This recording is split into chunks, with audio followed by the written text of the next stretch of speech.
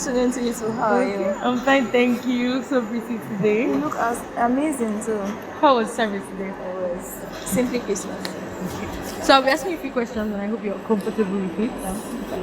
Okay, so the first question is, how's your journey been so far from January to December, the whole president and all of that?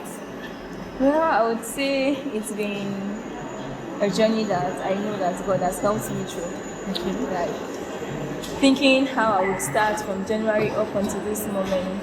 If I was to think about it before time, I knew that it was not going to be possible and it was not going to be easy. But God carried me. He knew that this girl can falter, but let me cover her with my glory. That's what He did. Yeah. Hallelujah. So the second question is, has there ever been any form of gender discrimination, or the fact that you were the first female president that we've ever had in VHUSF? Well, I would say none that came to me directly. Maybe I overheard, or maybe people saying it. Okay. I would say it's just me saying. Yeah, nobody confronted me and say, because you're a lady, you can't do this. In fact, I think I did more some way than what the guys did. I'm sorry, but I have to say women supporting women. Yeah. Okay. First question.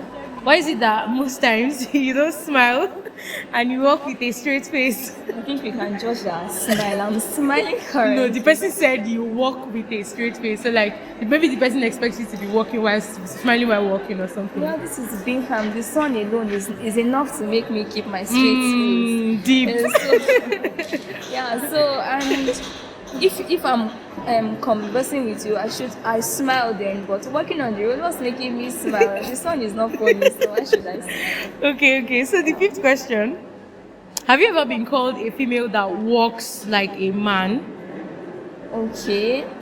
Some persons, I would say some staffs, and some close persons are able to share how they feel, their thoughts about me, yes, but not on a general note. Okay. So number 6, what are the challenges and the weaknesses you faced being the vice president and the president? Well, vice president, it was a shock to everybody. It was a shock to me too. And the president was a greater shock. Yeah, it was not something I saw forthcoming. So the challenge was, let's see how she would cope. Let's see what she would do differently.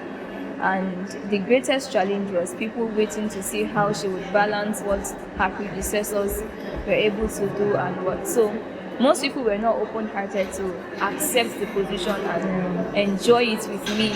So they were rather waiting to see fault in all that I'm able to do. But challenges, it will be from the opposite gender because they feel they can do more, but God showed them. Did. Yes. Hallelujah. Yeah. So the second to the last question: how did you feel being the first female president of the fellowship? Well, it was a heavy one for me. It was more like 2 heavy blocks on my shoulder, and I had to look back how it had been and what I could do differently. But getting counsel from spiritual fathers and those that had gone ahead, the first thing they said is, be you, don't try to do anything to please people and then to raise the standards those that have gone ahead of you have raised, but to be you. God has something to do through you, that's why you are here. So that consoled me, and I ensured that I did not be somebody else aside who God wanted me to be in this position. Thank God. So the last question: so you are a nursing student. How did you manage your time being the president of the fellowship and also a nursing student? Because nursing is not for the weak. I think this is the question that I get every day. You are a nursing student and you are the president. You know how responsibilities can be. Truly, nursing is a lot. And yes, the responsibility is demanding. In fact, you don't have a time of your own. If you want to go by a planned day, responsibility will disrupt it. Someone can just call you and say, come show up, there's this, there's that. And nursing department, it's not as if we have order. They can choose to say anything and call on you anytime. So all I can say is that God has been faithful. I remember when I wrote my first professional exam, I said God did it for His name's sake, not because I did all I could do as a student. In fact, for those that are close, they'll know that I pay less attention to my academics and then give myself wholly to this responsibility. But one thing I know is that God has never failed. Like, He has showed up for me. Even me, there are courses I expect that I was going to fail or have a less grade.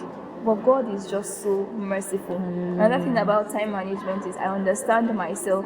I understand my brain capacity. Okay. So I don't allow that to... I can do more and then I can do less academically and pay less attention. But in that little attention, I make sure I give myself to it.